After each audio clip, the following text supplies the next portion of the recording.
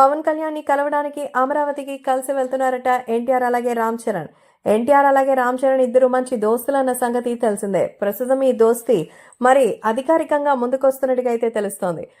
ఎన్టీఆర్ రామ్ చరణ్ కలిసి మరి పవన్ కళ్యాణ్ ని కలవబోతున్నట్టుగా అయితే సమాచారం.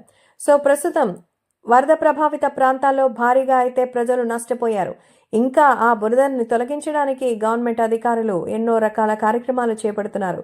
భారీగా ఆర్థిక సహాయం చేసినటువంటి ఎంతో మంది హీరోలు వాటిని నేరుగా అందిస్తున్న నేపథ్యంలో ఇప్పుడు పవన్ కళ్యాణ్కి చెక్ రూపంలో అందించడానికి మెగా పవర్ స్టార్ తో రాబోతున్నారు తారక్.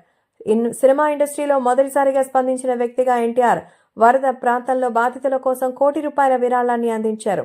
ఈ నేపథ్యంలో మన ముఖ్యమంత్రి సహాయ నిధికి 50 లక్షల చొప్పున ఇదివరకే విరాళాన్ని ప్రకటించారు. ఇప్పుడు ఆ మొత్తాన్ని చంద్రబాబు నాయుడు గారికి అందించాలనే ఏపీకి రాబోతున్నారు. ఉండవల్లి నివాసంలో చంద్రబాబుని కలుసుకోబోతున్నారు. 50 లక్షల రూపాయల మొత్తంతో కూడిన చెక్ ని ఇద్దరు చంద్రబాబుకి అందించబోతున్నారు. ఎన్టీఆర్ నటిస్తున్నటువంటి ఈ సినిమాకి సంబంధించిన ప్రమోషన్స్ లో ఉండగా మరి ఎన్టీఆర్ చేసిన సాయాన్ని గురించి ఇప్పుడు నేరుగా రావడం అందరినీ ఎంతగానో ఆకట్టుకుంటోంది.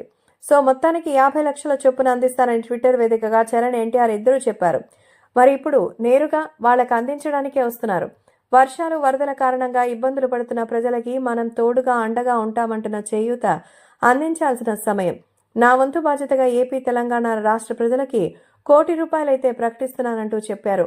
మరి global star Ram Charan social media వేదికగా చెప్పగా ఇప్పుడు సీఎంని ఉప ముఖ్యమంత్రి పవన్ కళ్యాణ్ ని కలిసి తమ విరాళాన్ని అందించడానికి రామలక్ష్మణులు వస్తున్నట్టుగా తెలుస్తోంది.